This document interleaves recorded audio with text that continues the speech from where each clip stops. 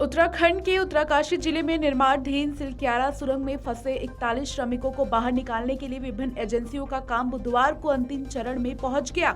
इसके मद्देनजर एम्बुलेंस को तैयार रखा गया है और चिकित्सकों को घटनास्थल पर बुला लिया गया है।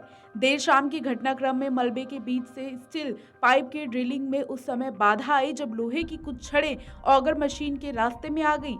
हालांकि अधिकारियों को उम्मीद है कि बचाव अभियान आज यानी बृहस्पतिवार को सुबह तक पूरा हो जाएगा। रेस्क्यू ऑपरेशन टीम के सदस्यों में से गिरीश सिंह रावत ने कहा कि रेस्क्यू ऑपरेशन लगभग आखिरी चरण में है।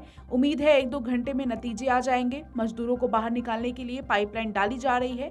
मलबे में फंसे स्टील के टुकड़ों को काटकर हटा दिया गया। दिल्ली में एक अधिकारी सूचना में कहा गया कि शाम 6 बजे तक सुरंग के डहे हिस्से के मलबे में 44 मीटर तक एक एस्कोप निकासी के लिए पाइप डाला गया था। इससे पहले अधिकारियों ने कहा था कि अमेरिका निर्मित ऑगर मशीन को उन श्रमिकों तक पहुंचाने के लिए 57 मीटर के मलबे के माध्यम से ड्रिल करना पड़ा, जो 10 दिन पहले निर्माणाधीन सुरंग का एक हिस्सा ढह जाने से फंस गए थे।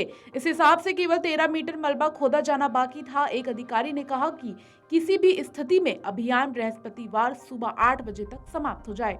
ऑगर मशीन ने शुक्रवार दोपहर को किसी कठोर सतह से टकराने के बाद उससे ड्रिलिंग रोक दी गई थी। ड्रिलिंग रोके जाने तक मलबे को 22 मीटर तक भेद कर उसके अंदर 6 मीटर लंबे 900 मिलीमीटर व्यास के 4 पाइप डाले जा चुके थे। मंगलवार आधी रात के आसपास ड्रिलिंग फिर से शुरू हुई। पाइप डाल दिए जाने के बाद श्रमिक इसके माध्यम से बाहर निकल सकते हैं।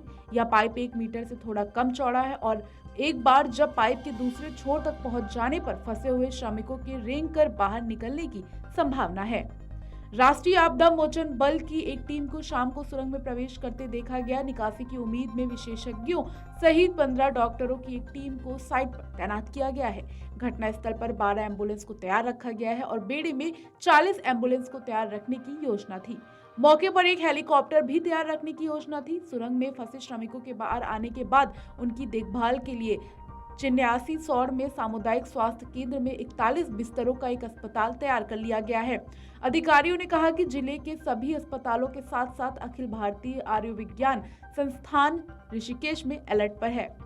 सोमवार देर रात मलबे के बीच डाली गई 6 इंच की नई पाइपलाइन के जरिए मजदूरों के रिश्तेदार ने उनसे बात की। सुरंग के अंदर फंसे मजदूरों में देवाशीष का साला सोनू शाह भी मौजूद थे। देवाशीष ने कहा कि उन्हें उम्मीद है कि मजदूर जल्द बाहर आएंगे। देवाशीष ने कहा, आज हमें सुरंग के अंदर ले जाया गया और हमें अपने परिवार के सदस्यों से बात की। सोनू ने मुझसे बार बार कहा कि अब चिंता मत करो और हम जल्द ही मिलेंगे। उन्होंने कहा, हमने दिवाली पर उसे फोन किया था लेकिन संपर्क नहीं हो सका। उसके साथियों ने हमें बताया कि सोनू का मोबाइल फोन खराब हो गया था। बाद में हमने अखबार में उसका नाम देखा और पता चला कि वह सुरंग के अंदर फंसा हुआ है। सिलक्यारा में शाम 4 बजे संवाददाता सम्मेलन में प्रधानमंत्री के पूर्व सलाहकार एवं उत्तराखंड सरकार के विशेष कार्याधिकारी भास्कर खुल्बे अभियान के प्रति उत्साहित दिखे। उन्होंने बताया कि ऑगर मशीन में दोबारा ड्रिलिंग शुरू होने के बाद पिछले 1 घंटे में बचाव पाइप का 6 मीटर का एक हिस्सा डाला गया। उन्होंने स्टील पाइप के टुकड़ों को निरंतर मलबे के जरिए भीतर डालने की प्रक्रिया का जिक्र करते हुए कहा, उम्मीद है कि अगले 2 दिन घंटे वह हासिल करने के लिहाज से महत्वपूर्ण होंगे, जिसका हम सभी इंतजार कर रहे हैं।